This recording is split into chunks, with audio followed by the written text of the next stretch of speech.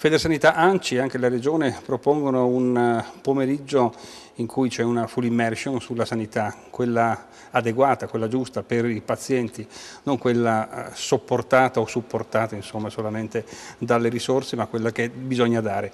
Ecco, è un cambio di rotta praticamente secondo voi? Ma è un ritornare a quelli che sono i principi di una buona medicina, di una buona sanità che sta attenta ai bisogni di salute della popolazione e delle singole persone. Adesso se ne sta parlando, c'è la riforma a livello regionale, voi state appunto illustrando le varie prerogative, ma cosa manca, quanto ci manca per arrivare a una nuova sanità? Ma noi stiamo cercando di costruire un'idea di medicina slow, di slow medicine, una medicina che sia sobria, cioè che non è vero che per fare meglio bisogna fare di più, ma probabilmente si riesce a fare di più utilizzando bene le risorse senza sprecarle, senza fare delle cose in eccesso, cioè bisogna trovare le cure giuste per le persone giuste e con l'accesso per tutti gli esseri umani che sono presenti in questa cosa. Appropriato vuol dire riuscire a garantire che le migliori conoscenze della medicina possono essere applicate a tutti quando serve. Quindi diciamo con una frase, non facciamo tantissime analisi, prelievi e quant'altro, che forse alcuni non servono, ma facciamo quelli mirati. Facciamo quegli esami mirati che servono per capire se nel dialogo fra paziente e medico l'idea che ci si è fatti sul tipo di problema che ha la persona venga confermata dagli esami che vengono fatti, e non viceversa.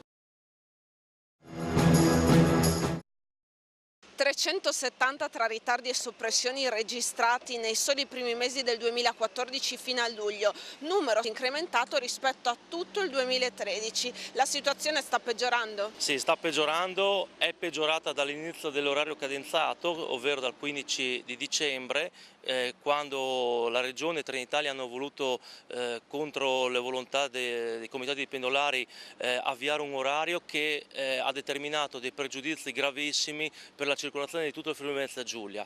I ritardi, cioè l'indice di puntualità è precipitato in questi 7 mesi, anche se dobbiamo dire che è leggermente migliorata l'indice di affidabilità dei treni. E le soppressioni per quanto riguarda i pendolari incidono fortemente? Certamente, il problema però in questo momento sono la puntualità. È scoppiato in questi giorni il dibattito sui vagoni chiusi dei treni. Il Veneto li paga, il Friuli Venezia Giulia no, e allora Trenitalia li blinda. Come sbloccare questa faccenda? Siamo leggermente caduti veramente nel ridicolo su questa questione, perché bisogna portare il livello del dibattito ad altri livelli. Non possiamo assolutamente cadere in questi tecnicismi, dobbiamo uscire dagli schemi. Credo che il problema dei vagoni va risolto col buon senso, e quindi sedendoci a un tavolo tra Regione Friuli Venezia Giulia, Regione Veneto e Trenitalia si debba trovare la quadra.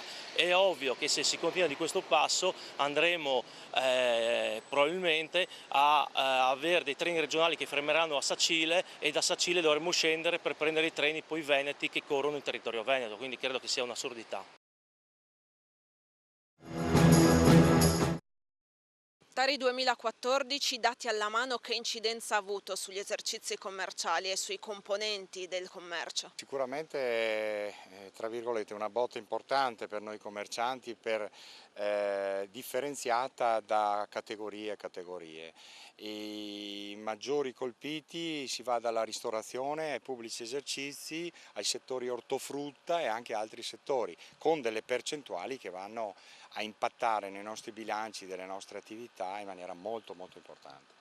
Pavano, una situazione, una soluzione diversa era possibile? Era già possibile da prima, quando noi come Confcommercio avevamo chiesto anche all'amministrazione pubblica di valutare prima di fare. Difatti tanti comuni vicini, anche lontani, hanno aspettato un attimo prima di dare delle indicazioni precise, di passare magari in giunta, in consiglio comunale. Questo ci preoccupa molto, perché si parla di numeri molto importanti e bisogna precisare che si partiva già da aliquote molto importanti sul comune di Udine, quindi ci aspettavamo un attimino di più prudenza e magari parlarne prima di passare questa delibera.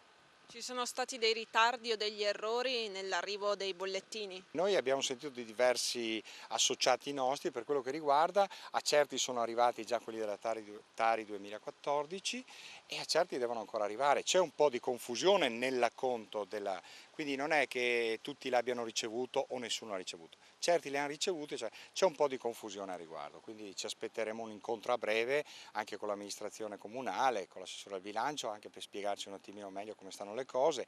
Confidiamo su quella dichiarazione del sindaco Onsel, che si rende conto anche lui che la situazione non è tanto rosea neanche a Udine, come in tantissime altre città. E quindi speriamo bene che su una valutazione del sindaco possa mettere un po' più di tranquillità per i nostri associati.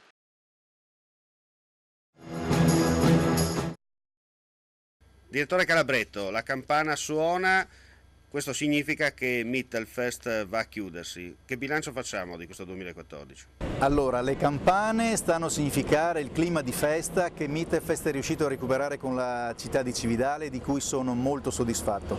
Il bilancio è certamente positivo, ma forse avremo modo di parlarne più avanti. Questo fine settimana ha un'intensificazione degli spettacoli e direi che sabato la parte del Leone la fa la coproduzione con Spoleto Festival, la regia di Luca Ronconi per Strindberg con in scena Adriana Asti, la grandissima attrice, poi direi il piano solo di Stefano Bollani e lo spettacolo Alma Ata, una coproduzione italo-kazaka della danza contemporanea, un progetto giovanissimo che allarga i confini di Mittelfest al di là della Mitteleuropa.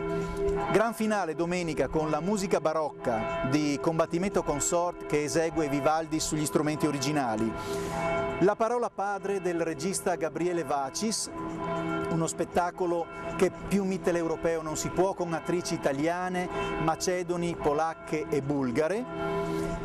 Finalmente il Bollani autore teatrale con la regina Dada che tutti stanno aspettando per capire che cosa sarà, e poi il gran finale con il balletto Pearl, ossia una delle più antiche compagnie di danza olandesi, Scapino Rotterdam, assieme alla musica dal vivo di Combattimento Consort.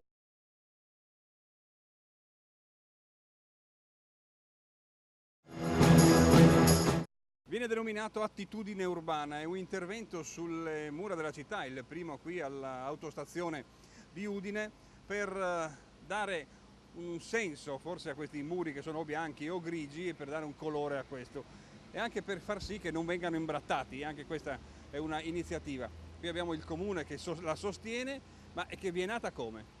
Ecco qui il primo passo verso una forma mentis molto più importante e una contaminazione cittadina, sicuramente con un alto numero di interventi, che si chiama Attitudine Urbana, un pezzo molto grande, una superficie di oltre 160 metri quadri.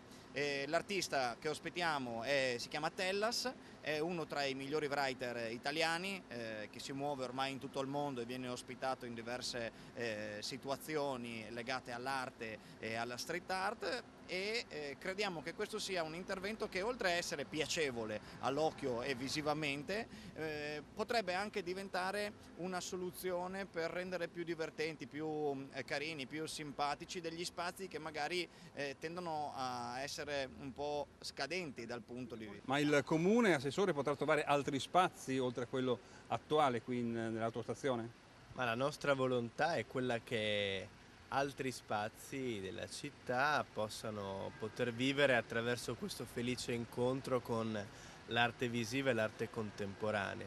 Abbiamo presentato tra l'altro un progetto in questo senso in Regione, speriamo venga riconosciuto, venga accolto. Comunque la volontà è quella di mostrare le potenzialità dell'arte contemporanea anche in luoghi non convenzionali. Tu mi dicevi anche che chi voresse imbrattare i muri non lo fa perché sono esattamente colorati e dipinti appunto da professionisti.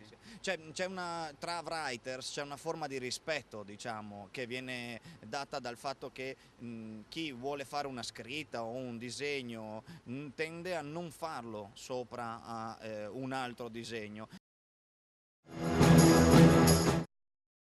Tempo di vacanze. La valigia è pronta per mettersi in moto per il lungo viaggio verso le località di villeggiatura della penisola, isole comprese per la maggior parte di noi.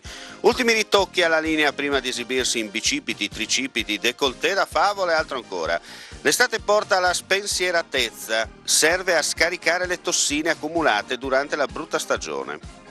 E dopo il mare le serate trascorse al ristorante, prima di gettarsi tra le braccia della movida, magari esibendosi in balli caraibici oppure discotecari dell'ultima generazione per la conquista da raccontare domani agli eredi. E l'estate è periodo fertile in tutti i sensi, però come il Giano bifronte c'è il rovescio della medaglia. La crisi occupazionale sempre più insistente sta riducendo i posti di lavoro. Per le piccole e medie imprese tirare la carretta, arrivare a fine mese è sempre più difficile. Le nuove generazioni, una volta terminati gli studi, vedono grigio l'orizzonte, senza dimenticare i bamboccioni, una nuova razza italica concepita nell'ozio e nel bel vivere, dove la teoria del maestraco prevale tutto l'anno. Però questo non conta, seppur crisi e difficoltà impongono un certo vivere, l'italiano non ne vuol sapere di rinunciare ai propri vizi. Giugno il caldo inizia, luglio con il bene che ti voglio, agosto moglie mia non ti conosco e a settembre? Dopo questo bailam di pro e contro, da bravo cronista di provincia, abitante del bel paese, dove tutto è possibile e niente impossibile, la domanda nasce spontanea. Tengo dinero, no tengo dinero, no tengo dinero. Sono iniziate le celebrazioni di fondazione del Corpo degli Arditi, avvenuto il 28 luglio 1917 nella Sdricca, in comune di Manzano e a Capriva del Friuli. Dal 2007 ad oggi ogni anno si vuole rendere omaggio a quei valorosi che immolarono la loro vita pur di dare alla madrepatria le terre irredente della Venezia tridentina e Venezia Giulia. A Capriva del Friuli è stato costruito nei pressi della strada regionale 56 un'ara a memoria perenne di questi caduti. Come ogni anno, purtroppo, non mancano le polemiche da parte di certi ambienti dell'intelligenza locale, la quale mischia e getta fango su questi martiri, paragonandoli alle squadracce fasciste, apparse nel nostro paese solo dopo la vittoria mutilata. Gli Arditi sono di fatto i progenitori di tutti i corpi speciali del mondo militare italiano, paracadutisti della Folgore, i Lagunari Serenissimi, i Marò del Battaglione San Marco e il 9° reggimento d'assalto paracadutisti Colmoschid. Gli Arditi divennero un corpo speciale d'assalto, il loro compito non era più quello di aprire la strada alla fanteria verso le linee nemiche, ma la totale conquista di quest'ultima. Per fare ciò venivano scelti i soldati più temerari, che ricevevano un addestramento molto realistico, con l'uso di granate e munizionamento reale e con lo studio delle tecniche d'assalto e del combattimento corpo a corpo. Gli Arditi furono tra gli artefici dello sfondamento della linea del Piave, che permise nel novembre del 1918 la vittoria finale sugli eserciti austro-ungarici. Una storia d'Italia che nei suoi 150 anni dall'unità nazionale non si deve dimenticare, ma soprattutto non si deve cancellare.